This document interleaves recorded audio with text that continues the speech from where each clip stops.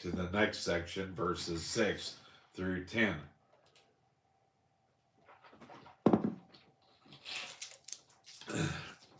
Verse 6. Now, these things were our examples, to the extent we should not lust after evil things, as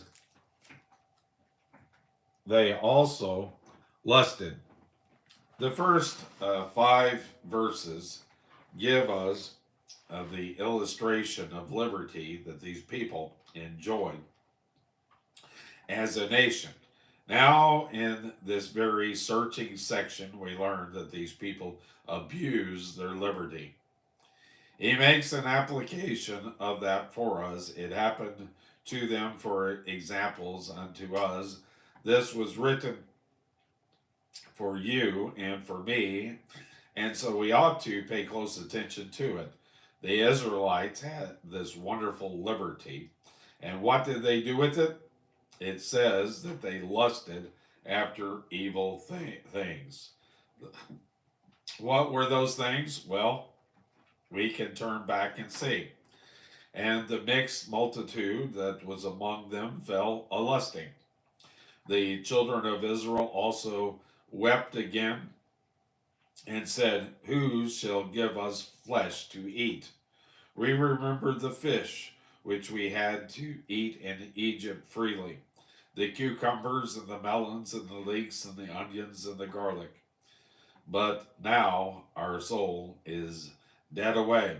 There is nothing at all besides this manna before our eyes. Numbers chapter 11, verse 4 through 6. They lusted, we are told, after evil things. What was wrong with the leeks, onions, and garlic? Well, if they ate those things, they wouldn't be very desirable companions. But the point is that they lusted for that which was outside the will of God for them. This was the beginning of their defection. Have you noticed how many times it is desire that leads to sin?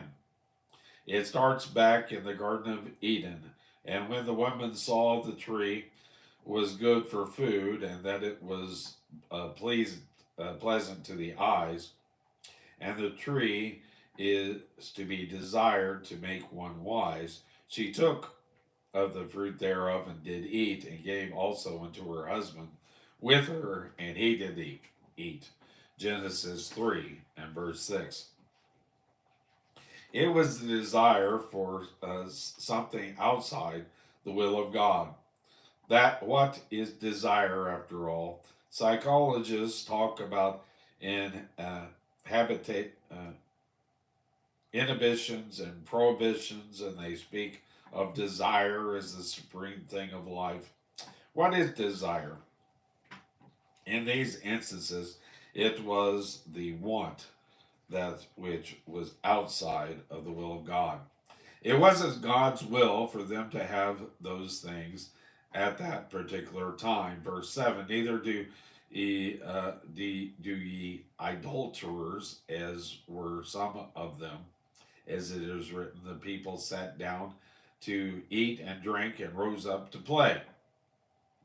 An idol is anything in your life that you put in the place of God.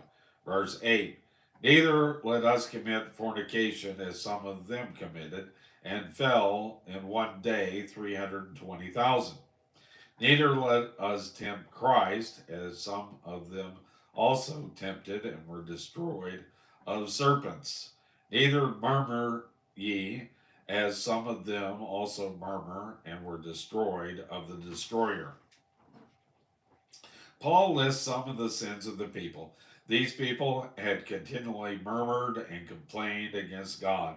This is an illustration of those who want those things that are outside the will of God. God always has something good for his people. That was true then, and it is still true now. But they constantly wanted something that was beyond God's will for them. And that